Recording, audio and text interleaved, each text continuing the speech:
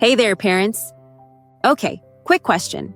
Has your child ever shoved something up their nose or into their ear? Maybe a bead, a pea, a crayon tip? Yeah, you're not alone. It happens a lot more than people like to admit. So today we're diving into what you should do when, not if, your child sticks something in their nose or ear. This is one of those parenting moments where staying calm really matters. And I'll walk you through everything step by step so you know exactly what to do. Let's jump right in. Why do kids do this? First of all, you're probably wondering, why does my kid even do this? Well, young kids, especially toddlers and preschoolers, are curious little explorers. They love figuring out how the world works. Sometimes that means sticking a popcorn kernel up their nose just to see what happens. They're not trying to worry us, they're just being kids. Signs that something's stuck. Sometimes your child will straight up tell you, "Mom, there's something in my nose." Other times, not so much. So how do you know? Here are some signs to look out for. If it's in the nose, bad smelling stuff coming from one nostril. Nosebleed on just one side. Sniffing or congestion that doesn't go away. Saying their nose feels weird or hurts. If it's in the ear, tugging at the ear.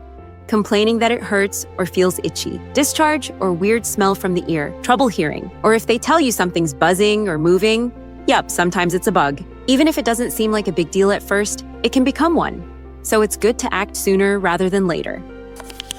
Step 1. Stay calm, seriously. Okay, this part is super important. Don't panic. I know, easier said than done, right? But the calmer you are, the calmer your child will be. Reassure them. Say something like, "It's okay, we'll figure this out. I've got you." Because you do got this. What not to do. Now, your first instinct might be to grab a pair of tweezers and try to fish the thing out. But please don't. Unless the object is right at the edge and you can gently pinch it with your fingers, it's best to leave it alone. Trying to dig it out might push it even deeper, or worse, hurt them. One thing you can try at home. If it's in the nose, there's one safe little trick you can try, only if the object is in the nose and your child is old enough to follow instructions. It's called the parent's kiss. And yes, it's kind of adorable and effective. Here's how it works. Press your finger gently on the nostril that doesn't have the object. Ask your child to take a deep breath and then blow out through their nose. Kind of like they're blowing their nose. If they're too little to blow, you can gently blow a puff of air into their mouth, like a little CPR breath, while keeping their mouth sealed, and it might pop the object out of the other nostril. Just don't try this more than once or twice. And again, only if your kid is calm and cooperative. When to go to the doctor, like now. If you can't get the object out easily, or you're just not sure, go see a doctor. And if it's a button battery, don't wait at all. That's an emergency. Button batteries can cause serious damage really fast. Other reasons to head to the doctor. Your child's in pain. The object's sharp or made of metal. There's a bad smell or pus coming out. It's been in there for hours. Your child is getting more upset or distressed. What the doctor will do. Doctors have special tools and, more importantly, experience. They'll take a good look and decide the safest way to get the object out. Depending on what's stuck and where, they might use special tweezers or forceps, use suction, like a tiny vacuum, flush it out with water or saline, use a magnet for small metal pieces. Or if it's a bug, yep, it happens, they might use oil to stop it from moving before taking it out. If your child is really anxious or squirmy, they may need mild sedation or a referral to an ENT specialist. Aftercare. What happens next? Once the object is out, the doctor will check to make sure nothing else is left behind. If there's swelling, irritation, or signs of infection, they might prescribe some antibiotic drops or ointment. Usually that's it.